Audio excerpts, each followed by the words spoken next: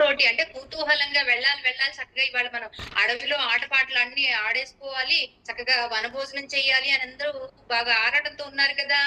అందుకని త్వయి భగవంతుడు విదూరకే అక్కడ కొంచెం దూరంగా ఉండగానే వీళ్ళు ఆ ఈ అఘాసురుడు పడుకునేటటువంటి ప్రదేశం దగ్గరికి వచ్చారు. ఆడుకుంటూ ఆడుకుంటూ మొత్తానికి ఒకళ్ళు ఒంగు దూకుళ్ళు ఆడుకుంటున్నారు, ఒకళ్ళేమో కోతుల్లాగా చెట్ల మించి దూకుతూ ఉన్నారు, ఇంకొకళ్ళేమో కప్పగంతులు ఆడుతూ ఉన్నారు. ఇలా రకరకాల ఆటలతోటి ఆడుకుంటూ ఆడుకుంటూ ఈ అఘాసురుడు ఉన్నటువంటి ప్రాంతం దగ్గరికి వెళ్ళారు.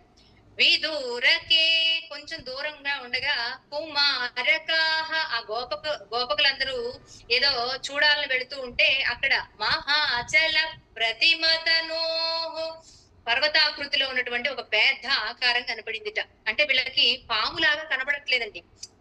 ఇందాకే చెప్పుకున్నాం, ప్రకృతి ఎప్పుడూ కూడా ఉన్నది లేనట్టుగా లేనిది ఉన్నట్లుగా మనని భ్రమింపజేస్తూ ఉంటుంది. అక్కడ ఒక పాములాగా కనపడితే ఎవరైనా సరే వెళ్ళరు, అక్కడ దగ్గరికి వెళ్ళరు భయపడి. కానీ కనబడట్లేదు, పాములాగా కనబడట్లేదు, ఒక కొండలాగా పెద్దగా పర్వతం ఉంటే ఎట్లా ఉంటుంది అట్లా ఉందన్నమాట. కిందేమో పెద్దగా తివాచి లాగా పరుచుకొని ఉంది, దాని కింద దవడ, పై దవడేమో ఆకాశాన్ని అంటే విధంగా అట్లా విస్తరించి ఉందన్నమాట. వీళ్ళకి పాము అని ఏ కోశాన కూడా తెలియడం లేదు. ఆ అడవిలో గుహానిభ ప్రసారిత ప్రథిత ముఖస్య నోరు తెరుచుకొని పై దవడ ఆకాశానికి కింద దవడ నేల మీదకి పరుచుకొని బాగా ముఖ ఉదరం ఆ గుహలాంటి నోరుని తెలుసుకొని ఉందట.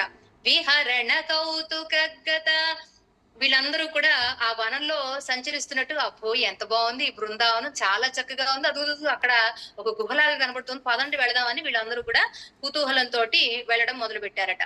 ప్రమాద